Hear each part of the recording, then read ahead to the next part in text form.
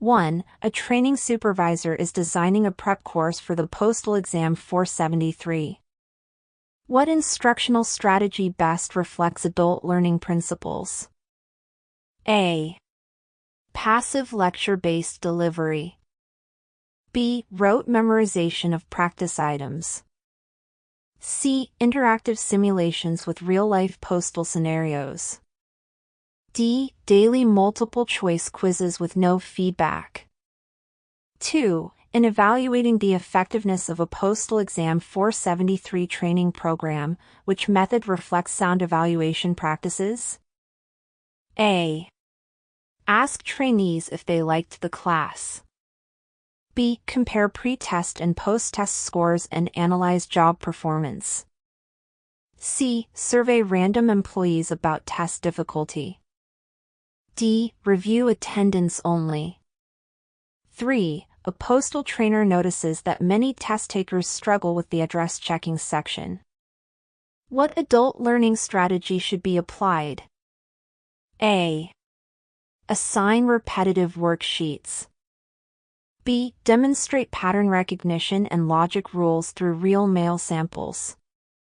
C. Remove the topic from training. D. Provide only written instructions. 4. A mentor is preparing a new hire for the Postal Exam 473. Which mentoring technique aligns with effective coaching practices? A. Dictate the correct answers without explanation. B. Encourage reflective practice and provide targeted feedback. C. Require test memorization only. D. Avoid discussing test performance.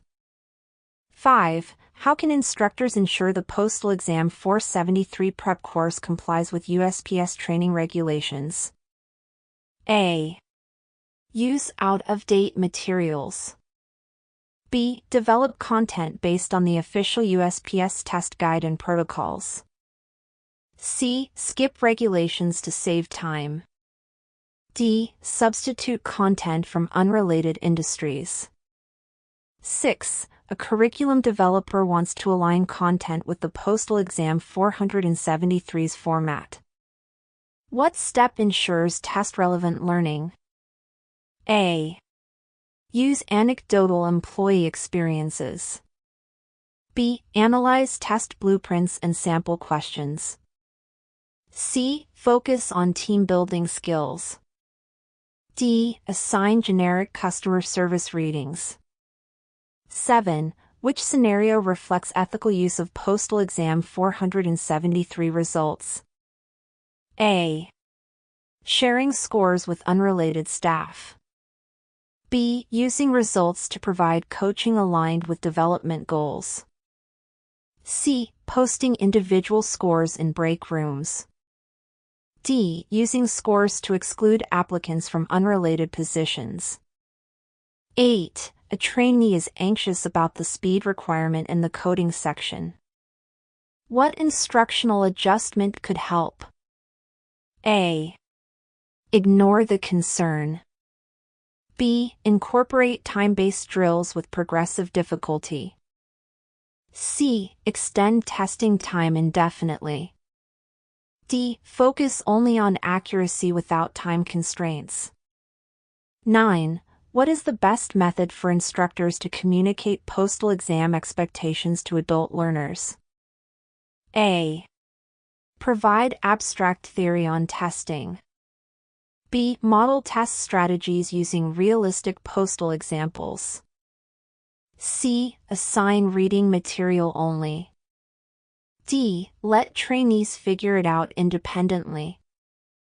10. Which evaluation strategy most accurately measures the impact of Postal Exam 473 prep on performance? A. Number of training hours completed. B. Student self-report only. C. Pass rate comparison before and after course implementation. D. Observations by unrelated personnel. 11. A trainer includes a peer teaching activity in the Postal Exam 473 prep course. What is a likely benefit? A. Wasted time. B. Confusion due to lack of authority. C. Reinforcement of concepts through collaborative learning. D. Replacement of professional instruction. 12. What mentoring approach supports a candidate who repeatedly fails the address checking section? A. Publicly shame the candidate. B. Review errors privately and develop tailored improvement strategies. C. Suggest the test is not important. D. Encourage quitting the process. 13. A curriculum designer is revising Postal Exam 473 materials. What action aligns with high-stakes testing standards? A. Validate the training items against current USPS test content and objectives. B. Include entertainment-based content. C. Omit sections for time saving. D. Use third-party questions without verification. 14. In mentoring, which feedback technique supports adult learners prepping for the 473 exam? A. One-way feedback after all sessions. B. Real-time, two-way dialogue with growth-focused language. C. General praise without specifics. D. Monthly score reviews only. 15. How can test facilitators promote fairness during Postal Exam 473 administration? A. Give extended time to all test takers. B. Apply standardized conditions and accommodations as per policy. C. Allow talking during the test. D. Share answers to difficult questions. 16. A trainee is visually impaired. What should the trainer do to ensure regulatory compliance during postal exam preparation? A. Ask the trainee to opt out. B. Provide appropriately formatted materials and ensure accessibility tools. C. Ignore the impairment. D. Require peer assistance. 17. What is the most appropriate way to use mock exams during Postal 473 prep? A. Stress students with repeated full-length tests only.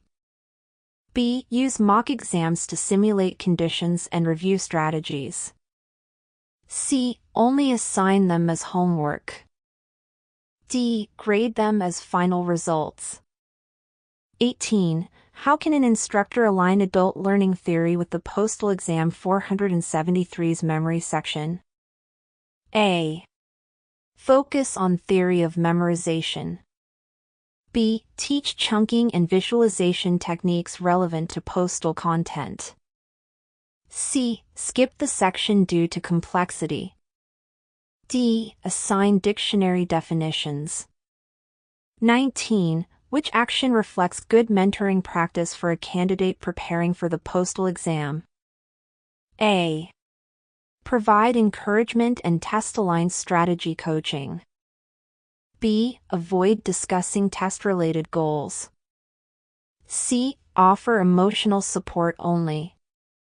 D. Focus on unrelated job duties. 20. A training officer observes that some trainees fail despite high practice scores. What is the best next step? A. Increase training hours without change. B. Evaluate test-taking conditions and assess for test anxiety. C. Recommend dismissal. D. Assign random practice items. 21. What is the most effective way to structure Postal 473 training for adults? A. Use rigid lecture formats with minimal interaction. B. Integrate real-life job tasks with exam preparation. C. Provide textbooks only. D. Focus on rote answers. 22. A trainer wants to measure retention of exam content.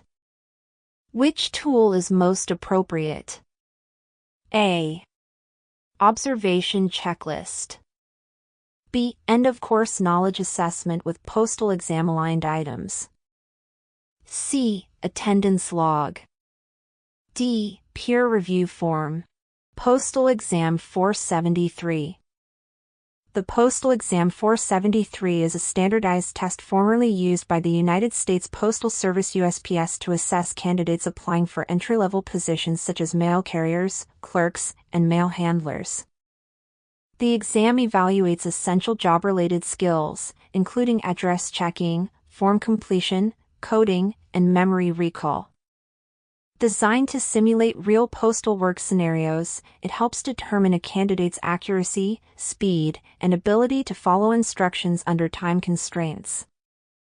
Though the USPS has transitioned to new virtual entry assessments, the Postal Exam 473 remains a key reference for understanding the foundational skills required in postal operations. It supports fair hiring practices and helps applicants prepare for the demands of USPS roles. Here are the top 5 beneficial uses of the sample exam. 1. Screening for job readiness. The Postal Exam 473 evaluates critical skills like address checking, coding, and form completion, helping the USPS identify applicants who are best prepared for the demands of entry-level postal jobs. 2. Promoting objective hiring. By using a standardized assessment, the USPS ensures a fair and impartial hiring process that focuses on merit-based selection and job-related competencies. 3. Improving workforce efficiency. The exam helps select candidates who demonstrate attention to detail and the ability to work accurately under pressure, leading to more efficient mail processing and delivery services. 4. Guiding training and development.